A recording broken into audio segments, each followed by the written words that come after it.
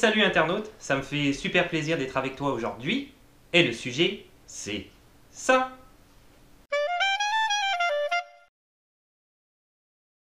Alors, tout d'abord, tu l'auras remarqué, il y a un petit changement de décor en arrière de moi, mais en fait, c'est la cabane que Liam voulait monter.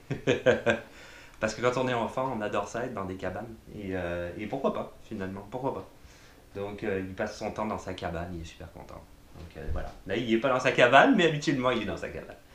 Euh, Maintenant, par rapport au sujet donné, donc le film Le patriotisme américain au cinéma, en fait, je vais prendre comme exemple le film Platoon en 1986 d'Oliver Stone, plus particulièrement parce que c'est lui qui a en fait lancé ce mouvement patriotique au cinéma américain qui n'existait pas avant.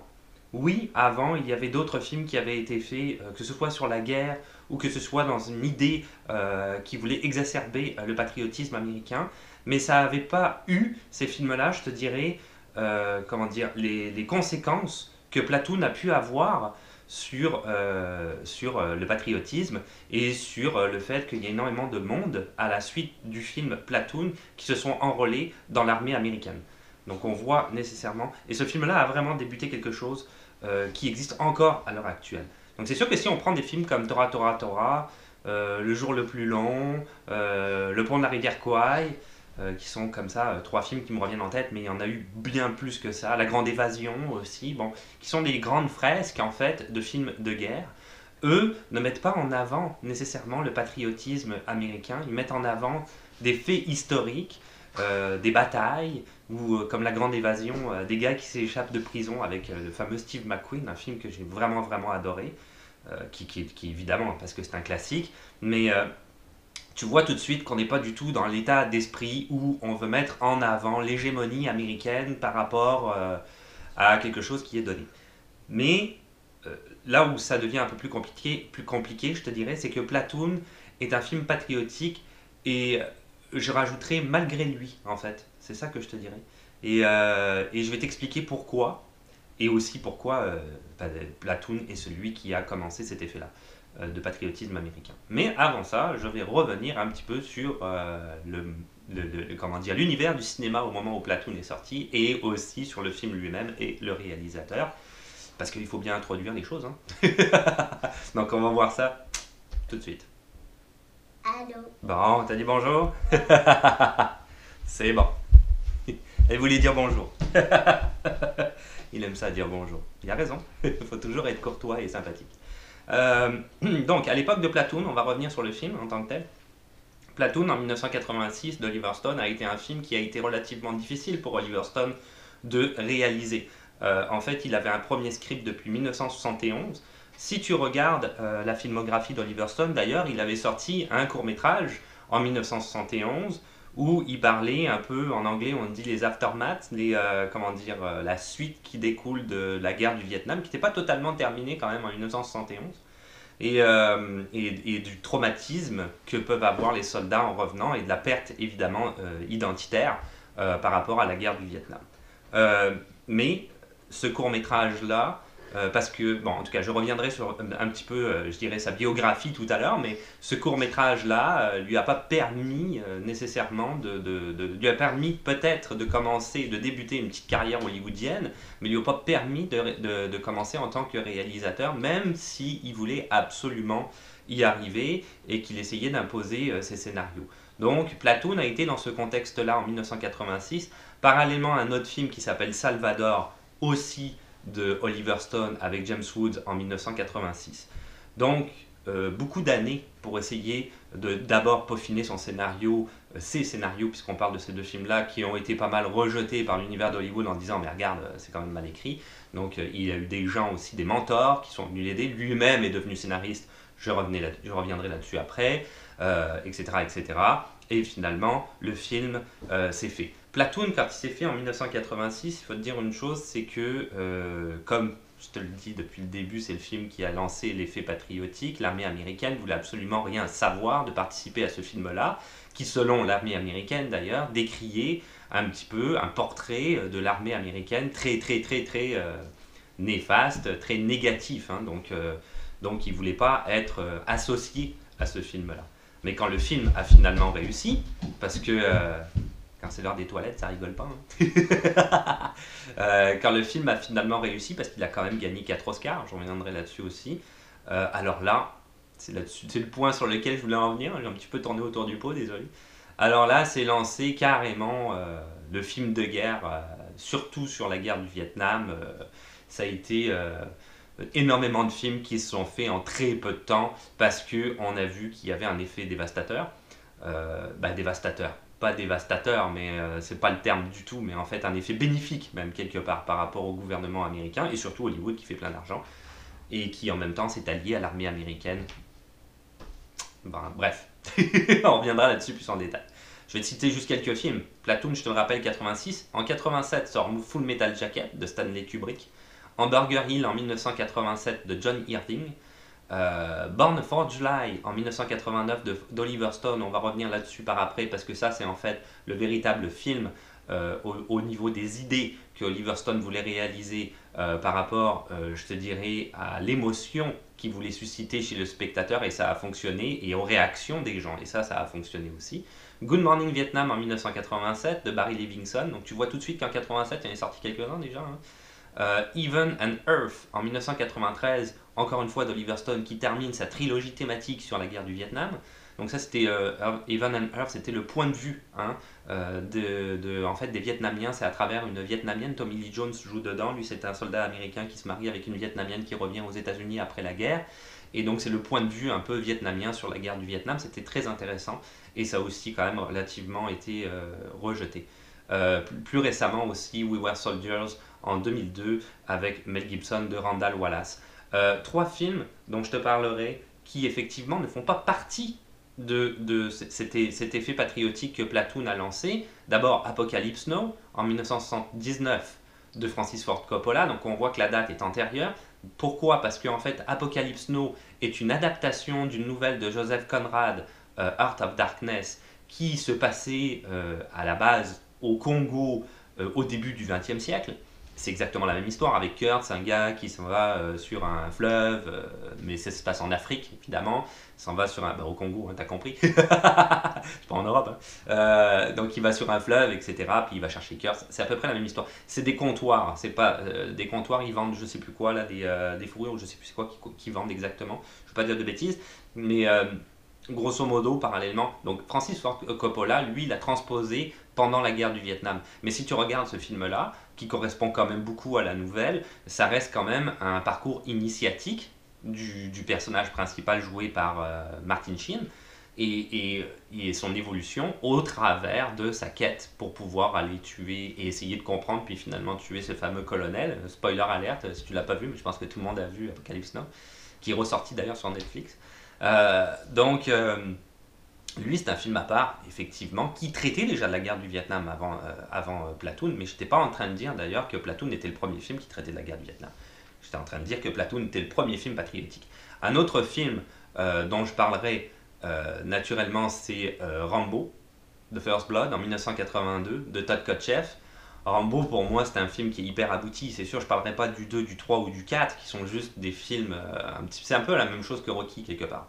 Son Creed était fabuleux, le premier Creed de Ryan Coogler, et finalement Creed 2, Sylvester Stallone a décidé de prendre les rênes du film, et c'est n'importe quoi, c'est vraiment n'importe quoi. Mais bon, c'est une parenthèse sur Creed, mais Rocky c'est un petit peu la même chose. Le premier Rocky est exceptionnel, après bon, t'en as d'autres qui sont plus ou moins bons, et c'est surtout aussi l'effet patriotique est là dans les films de Rocky. Surtout le 4, hein, c'est hyper patriotique. Rambo, lui, par rapport, j'ai fait une digression totale. Rambo, lui, en fait, par rapport à la série des Rambo, le premier Rambo est complètement à part des autres.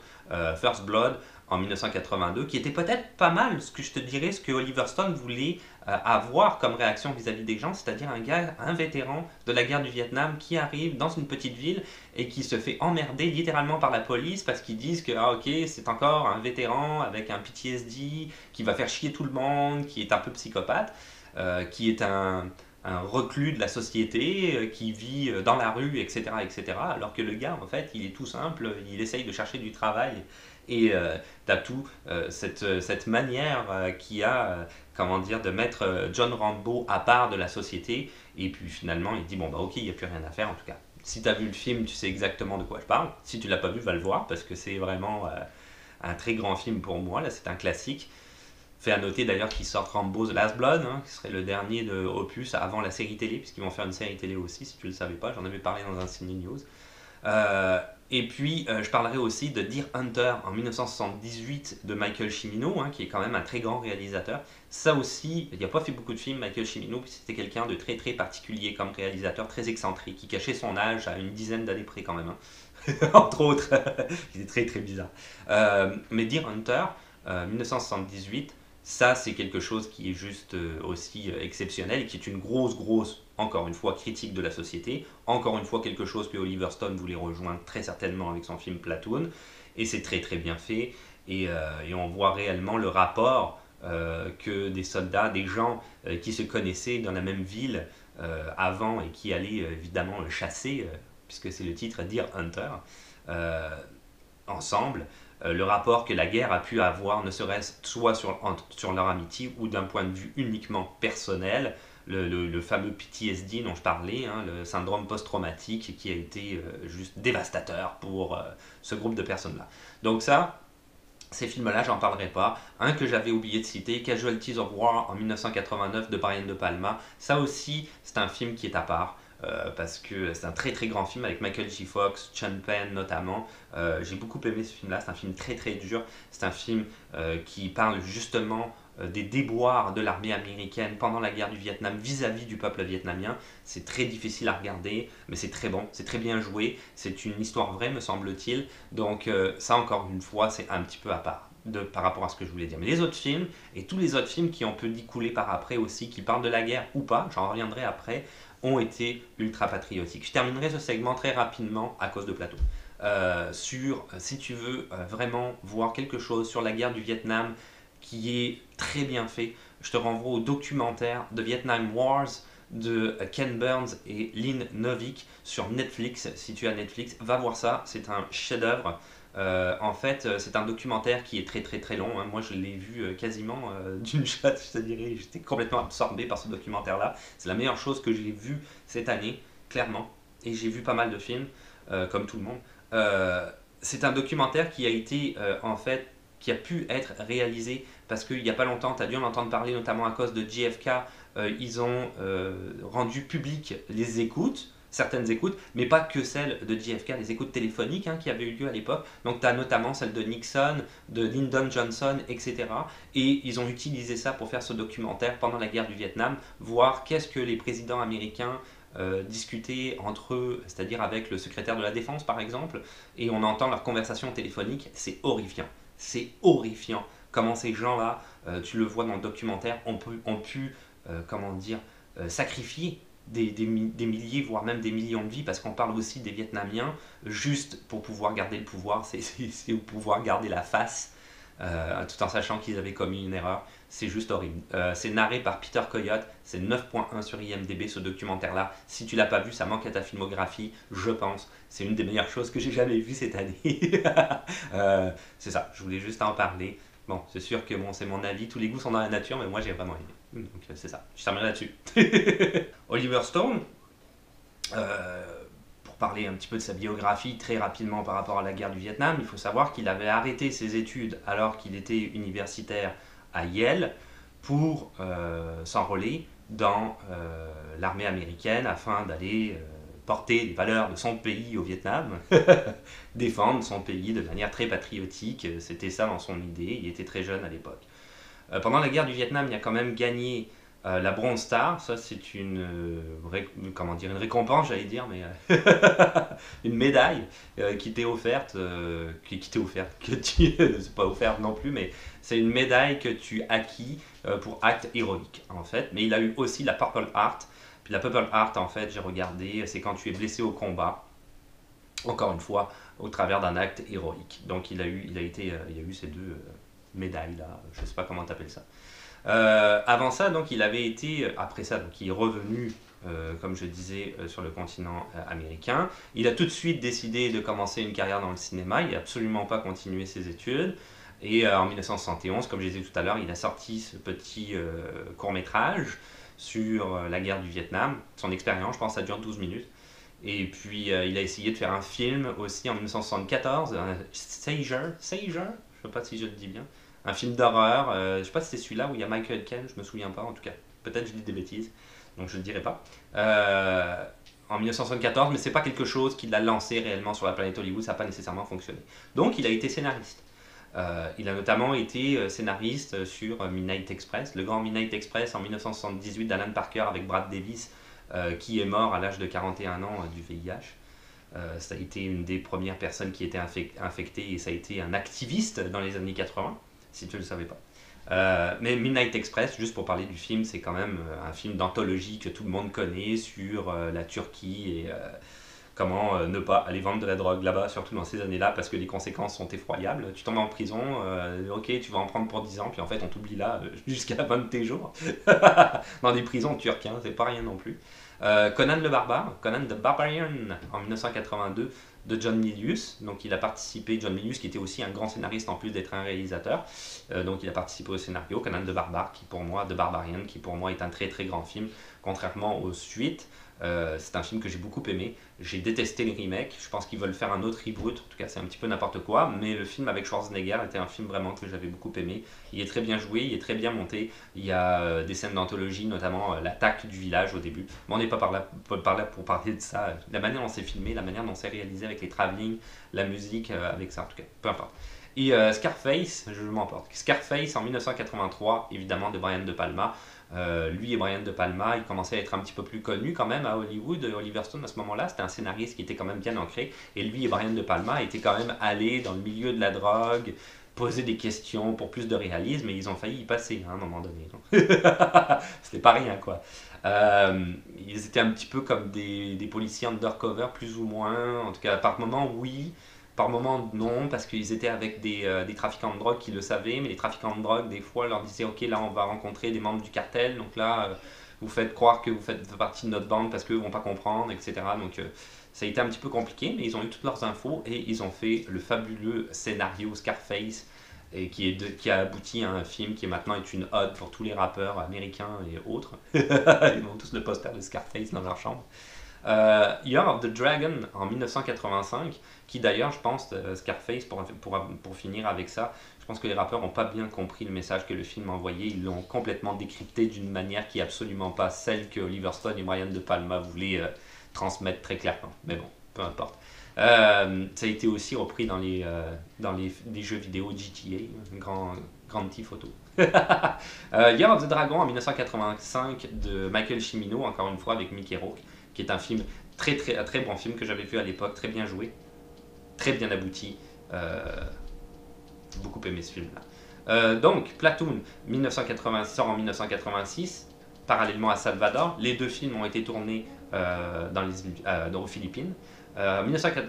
Platoon, c'est avec Charlie Sheen, si tu ne le sais pas, Tom Berenger, William Dafoe, Forest Whitaker, John C. McKinley, et une apparition assez furtive aussi de Johnny Depp, qui était pas mal dans un de ses premiers rôles. Le budget du film, c'est 6 millions, et il a rapporté en fait à l'international, grosso modo, j'ai cherché les chiffres, grosso modo c'est 230 millions. Hein. J'ai juste trouvé les chiffres pour les États-Unis, mais j'ai réussi à trouver d'autres infos, d'autres sources, et à comprendre combien c'était au total, à essayer d'analyser ça. La fameuse musique de Georges Delerue, qui est à l'heure actuelle décédé, qui était un grand compositeur français, c'est sûr que tu peux pas ne pas parler de cette musique-là qui est là pendant tout le long du film, qui n'est pas celle que tu vois quand William Dafoe se met à genoux et ouvre les bras en l'air, qui était en fait l'adagio de, j'ai oublié, Samuel Barbers, qui était Adagios for Strings. C'était vraiment, bon, ça c'est juste l'apogée littéralement du film, iconique. Pour parler du film très rapidement, comme je le disais tout à l'heure, c'était un film qui a été très difficile à réaliser et à produire. Dès le début, les droits ont été acquis par le fameux Dino De Laurentiis, que tu dois connaître peut-être si tu suis bien le milieu du cinéma. À l'heure actuelle, c'est sa fille qui continue un petit peu la legacy, l'héritage de Dino De Laurentiis. Lui, il a acheté le film très rapidement, mais il ne trouve absolument pas de distributeur.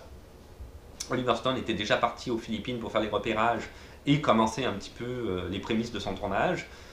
Lui, il voyait, ok, je trouve pas de distributeur, le film va être fait, ça va me retomber sur les bras, je vais perdre plein d'argent. Donc il a cherché partout, il trouvait pas, donc il s'est dit je vais le vendre, sans que Oliver Stone trop le sache.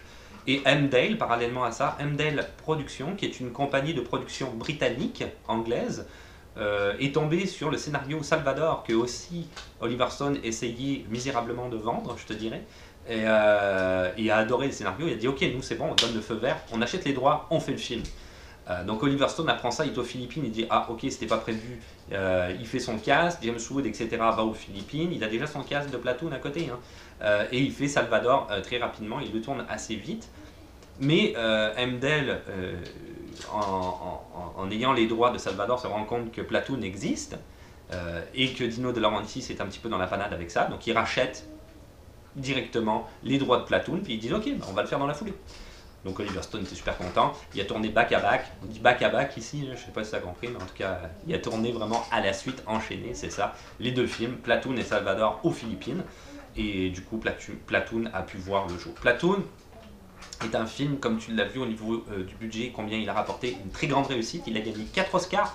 C'est ça qui a lancé la carrière d'Oliver Stone en tant que réalisateur, producteur, scénariste, où il pouvait un petit peu faire ce qu'il voulait à partir de là. C'est sûr qu'il bataillait pour certains films parce que c'était le sujet qui lui tenait à cœur, que certaines maisons de production ne voulaient peut-être pas faire, mais il les a quand même réalisés. Il n'y a pas eu que des grands films, mais la majorité de sa filmographie, c'est quand même des grands films. Je pense à Alexandre, qui est un super mauvais film. The Great Alexander, je pense que ça s'appelle, avec Colin Farrell. Il y a... Ouais, c'est ça, Colin Farrell en tout cas. Angelina Jolie aussi. Val Kilmer.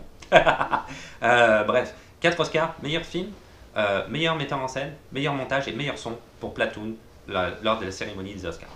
Donc, on continue là-dessus. Platoon. Je parle trop. Du coup, l'effet Platoon, ce que j'appellerais l'effet Platoon, a été complètement inverse par rapport à ce que Oliver Stone désirait avoir comme aboutissement de son film. Lui, il a créé son film pour que ce soit un film anti-guerre du Vietnam, que ce soit un film qui critique avidement l'establishment américain, les conséquences que la guerre a pu avoir, soit sur les gens aux États-Unis, la jeunesse américaine, ou même sur les Vietnamiens eux-mêmes. Je te rappelle que le mouvement hippie est né dans les mêmes années et que c'est sûr que ça a été un petit peu, le contrepoids par rapport à la guerre du Vietnam également. Donc c'est sûr que c'était ça qu'il voulait faire passer comme message. Et ça n'a pas du tout eu l'effet désiré. Les gens ont été voir ce film-là. On est quand même proche de la fin de la guerre du Vietnam. 1975, on est en 86. Les gens ne voulaient pas entendre parler à l'époque de la guerre du Vietnam ni des vétérans. C'était quelque chose que les Américains avaient honte. Ils disaient qu'ils avaient perdu une guerre. Les États-Unis ne perdent jamais de guerre selon eux. Et ils ne comprenaient pas un petit peu, je te dirais, le schéma total de ce qu'il a pu y avoir en arrière de cette guerre-là, que tu peux retrouver dans le documentaire dont je t'ai parlé tout à l'heure. Donc c'est certain que l'effet que ça a eu finalement, c'est que les gens ont vu ça comme quoi c'était une révélation, une ode à l'armée américaine, à l'acte héroïque, à comment les soldats doivent se comporter, une leçon un peu de la manière d'être des soldats pendant une guerre, et pas du tout des méfaits de l'armée américaine pendant la guerre du Vietnam. Et il y a eu un effet patriotique décuplé par rapport à la suite de ce film-là, énormément de monde qui se sont enrôlés dans l'armée américaine et qui a contribué au début du film patriotique américain, tel qu'on peut le connaître maintenant, avec, ils en font constamment, parce que, ça démontre une moralité américaine qui est supérieure aux autres à travers le monde, et comme quoi le fait d'aller se battre pour son pays est une vertu, une valeur que tu dois avoir en tant que citoyen américain. Quelque chose que certaines personnes d'ailleurs pourraient estimer négative. Oliver Stone a détesté l'effet que ce film-là a pu avoir, même si ça a lancé sa carrière, et que c'est quelque chose qui a été quand même positif par rapport à son univers professionnel. Et c'est pour ça qu'il a fait Born of July en 1989 avec Tom Cruise, où tu ne vois presque pas de guerre du Vietnam, puisque le gars, on voit ce qui se passe avant, on voit, il va à la guerre, il se fait blesser, et c'est tout de suite tout ce qui se passe après. Lui est handicapé, il s'est fait lourdement blesser, etc. Le syndrome PTSD et le syndrome justement comment dire, l'effet que peut avoir la nation américaine sur les vétérans de la guerre du Vietnam, qui les détestaient par rapport au fait qu'ils disaient mais vous avez mal réagi et vous n'avez pas agi comme il fallait. Donc on voit que, et là il a réussi, et après il a fait Heaven and Earth en 1993, qui lui était du point de vue vietnamien pour clôturer finalement cette idée sur la guerre du Vietnam. Donc ces deux autres films-là, et surtout Né un 4 juillet en français, Born of 4 July, et c'est exactement ça qu'il voulait, c'était cette idée-là qui voulait, comment dire, susciter chez les gens, et la réaction qu'il voulait susciter chez les gens. C'est-à-dire, finalement, t'aimes pas ça, c'est de la controverse, mais quelque part, si t'aimes pas ça et que c'est de la controverse, mais t'en parles, t'y réfléchis, et peut-être que ça va te faire amener à une idée que Oliver Stone veut, quelque part, te suggérer. Donc, c'est ça qui s'est passé, et c'est pour ça que Platoon est un film patriotique malgré lui, et malheureusement, Platoon a commencé, et a été le début d'une cascade de patriotisme hallucinante dans le cinéma américain. À l'heure actuelle, des films patriotiques, il y en a depuis 86, des centaines, des milliers peut-être, des films patriotiques américains, c'est rendu monnaie courante chez eux. Ne serait-ce que, bon, si on prend par exemple le Marvel Cinematic Universe, je sais que tout le monde aime parler de ça, hein, les films Marvel, il y en a des très bons hein, d'ailleurs, il y en a des très mauvais aussi, il y a de tout. Il y en a des très réussis, il y en a qui ne le sont pas du tout. Bref, dans Marvel, on a un effet ultra patriotique, c'est certain. Ils aiment ça à cause de ça. L'armée américaine aide beaucoup pour ces films-là. Iron Man, c'est le gars ultra patriotique, c'est certain, même si au départ, c'est juste un vendeur d'armes qui décide d'avoir de la moralité. Mais ça, encore une fois, ça fonctionne très bien pour l'armée américaine en disant, ben, regarde, tu peux être un soldat avec une bonne moralité, tu vois, ça marche. Le gars, il était pourri, finalement, il s'est rendu compte que ça fonctionnait. Ou Captain America, qui lui a carrément été créé au niveau du comic book dans les années 40 pour gonfler comment dire, le moral des troupes pendant la Seconde Guerre mondiale. Donc lui, c'est le gars qui a Captain America, juste son nom. Donc on le voit tout de suite. Je retiendrai, donc je parlerai pas de ça, parce que ça c'est juste évident, quoi. C'est carrément évident. Mais je retiendrai deux films par rapport à ça. Un film que j'ai aimé, un film que j'ai détesté, que j'ai pas vu. Parce que je sais de quoi il parle. J'ai pas besoin de le voir, je veux pas le voir. Le premier film que j'ai aimé, c'est Lone Survivor en 2013 de Peter Berg, et puis le deuxième film, c'est aussi un film de Peter Berg, avec Mark Wahlberg, Taylor Kitsch, Emile Hirsch et Ben Foster. Ça, c'est un film qui voulait absolument se vouloir, hein, ça fait beaucoup vouloir, qui était ultra patriotique également. Mais dans ce film-là, on a un petit côté réaliste, on a une manière de filmer qui est proche de l'acteur, on a une idée de survie et non d'acte héroïque, qui peut-être d'ailleurs a été mal perçu par les gens, qui pour moi est quelque chose qui est diamétralement, littéralement bien fait. Je sais que j'ai encore dit littéralement. Très très bon film, la manière dont c'est fait, surtout le côté réaliste et cette idée de moralité qui va à l'encontre de ta propre vie. Encore une fois, on est vis-à-vis de l'acte héroïque qui se veut quelque part patriotique à la fin, mais qui selon moi ne l'est pas. Moi, je ne l'ai pas perçu comme ça et je pense que le réalisateur ne l'avait pas fait de cette manière-là. Et Patriot Day en 2016, encore une fois avec Mark Wahlberg, notamment aussi J.K. Simmons et John Goodman. Ça, c'est un film, Kevin Bacon, je pense, apparaît dedans. Ça, c'est un film, bon, c'est sur les attentats de Boston qui a eu lieu, tu es au courant, c'est certain. Juste le film, ok? Juste le film, la pochette, c'est le drapeau américain. Juste déjà en partant, là, tu comprends. Et c'est tous les actes héroïques des policiers et des enquêteurs, comment ils ont pu mettre un terme à l'acte terroriste qui a eu lieu finalement, mais en emprisonnant ce fameux gars, l'autre s'est suicidé ou s'est fait tuer, je ne sais plus exactement, j'avais vu les nouvelles comme tout le monde à l'époque. Comment les États-Unis réussissent à s'en sortir face à l'ennemi caché, dissimulé, parce que ce sont juste des pauvres victimes. Ça, c'est un film que je peux pas, quoi. C'est impossible. Pour moi, c'est pas possible. C'est juste... Il n'y a pas de blanc et de noir dans la vie, c'est pas comme ça que ça fonctionne, et les Américains veulent faire croire au monde que c'est comme ça. Et je terminerai là-dessus en disant que, regarde, les États-Unis, c'est quoi? C'est un des rares pays quand même dans le monde qui décide d'aller créer carrément une guerre dans un autre pays afin, soi-disant, de se protéger contre un ennemi potentiel qui n'existe pas encore. C'est quand même ça l'idée à la base. Et là-dessus, ce couvert de fausses idées, qui est quand même déjà, tu regardes ça, tu te dis, ok, c'est quand même, waouh.